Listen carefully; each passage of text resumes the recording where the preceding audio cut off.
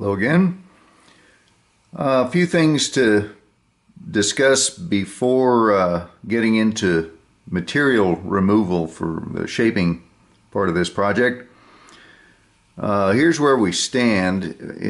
While the camera was off, I went ahead and took one of these guys. Everybody that has messed around in a hobby shop with Dremel tools knows what this is, a little saw blade, and centered it exactly on the exit hole of the airway here, and that's to get an alignment for this piece of tape. Let me see if I can make the slot show up a little bit here.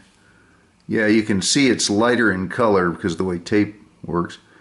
So you align this. It's masking tape, nothing special, and stretch it straight back, and that becomes a guideline so that as you're removing material, you keep everything square to itself. You don't get like a barbershop pole twist in it. The other thing I wanted to mention regarding tape is on this end, I do something a little different where I'll leave a circular section that it becomes a handle that allows me to manipulate it more easily. Just gives me something to hang on to, and then at the end you just whack it off. So that's what that is. It's not some bizarre space age button or something. And the other part is we're going to also remind ourselves where not to remove material. And here's what I mean. We're going to create from this block something, I mean, it's a terrible drawing, but you get the idea. And you don't want to get in the following pickle here of measuring the thickness of the saddle portion and then marking that here and coming straight down. Because don't forget the radius. Where you want to prevent material being removed is more along that line. And this area here,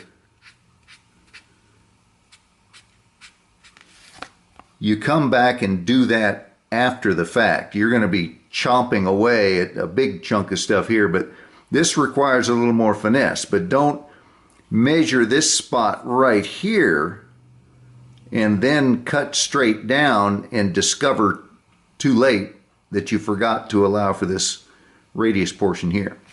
So with that in mind, we'll figure out how far in that should be. And I'd say about where my fingers have grabbed it here, if there was an imaginary line. Now, this is really hard to do through this camera finder thing, but let me do it off here. Okay.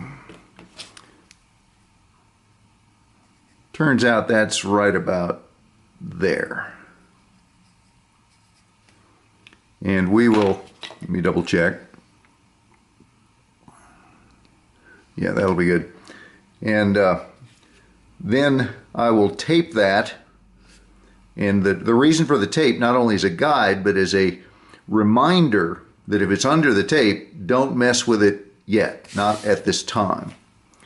And because we're going to go over to a belt grinder, a knife grinder, and be removing massive amounts of material at high speed, and you don't want to lose track of where you are and what you're doing, or you instantly trash your project and have to start over.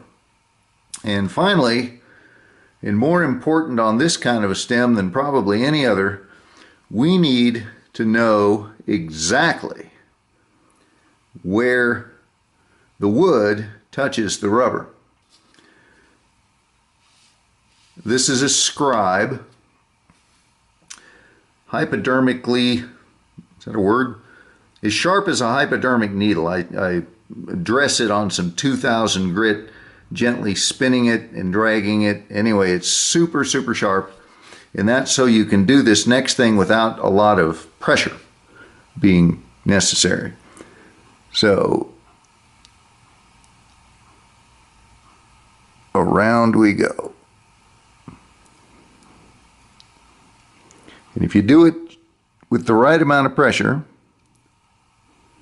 at the right angle, and your tool is sufficiently sharp, you will end up with a perfectly scribed, etched, whatever word you want, line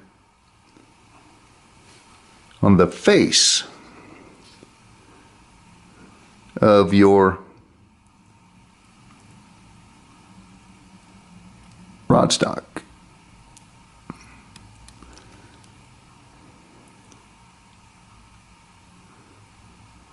And you'll have to forgive me, I don't talk and do delicate work at the same time too well, so.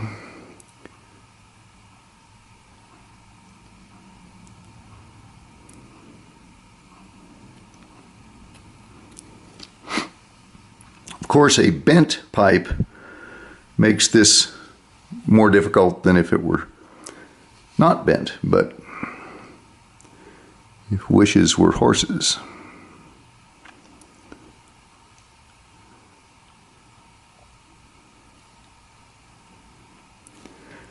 It doesn't matter if you go over, you don't need to remember where you've been to any great degree, because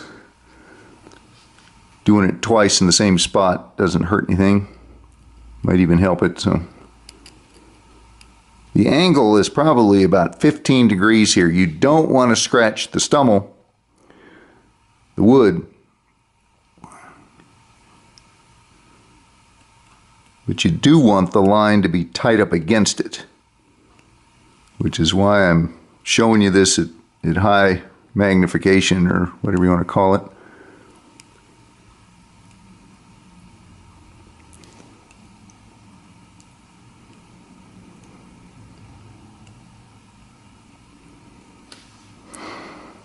Okay. I'm sure I missed this up here because it's kind of in shadow.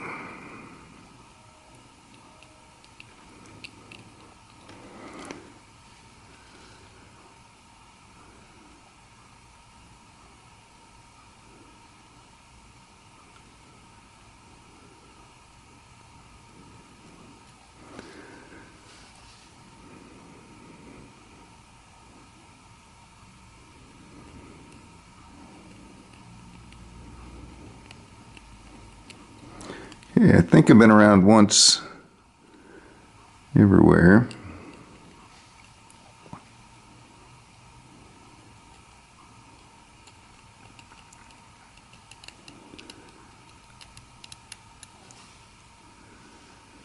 And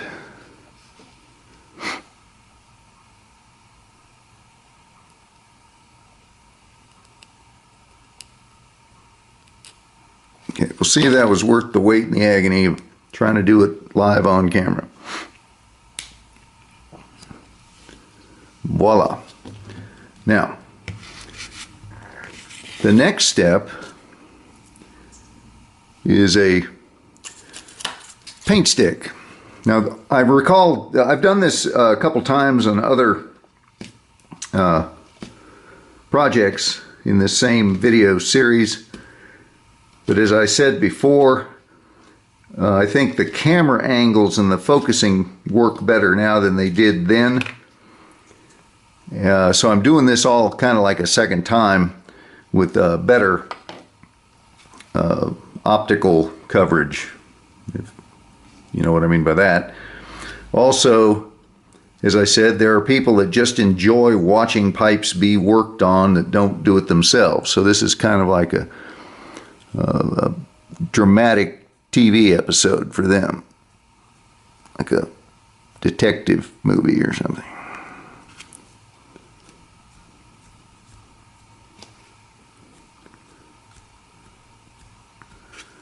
And I have no idea what this, how they keep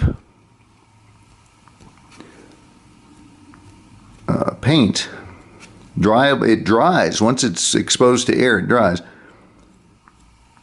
But why this stick doesn't just turn to stone, I don't know, but they last for years. It's a weird formulation. And it's good stuff. It does not turn yellow with age, anything like that. If you use it to, like a Peterson stamp or something that's a white letter P, it won't go yellow on you down the road. Okay.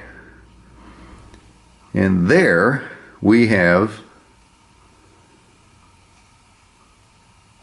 the face of the stummel exactly traced on the vulcanite. Now you can imagine how much good that's going to be here shortly, because we want to shape the stem without doing any grinding on the wood. So yeah, really this type of project, especially this type, would be almost literally impossible without doing something similar to this, with getting that the diagram or the shape of the face of this on there. You couldn't work on it independently otherwise. Okay, so that is it for this segment here. I'm going to go ahead and put some tape on here and then reorient the equipment, and we'll choose some vulcanite on the knife grinder. Back in a minute.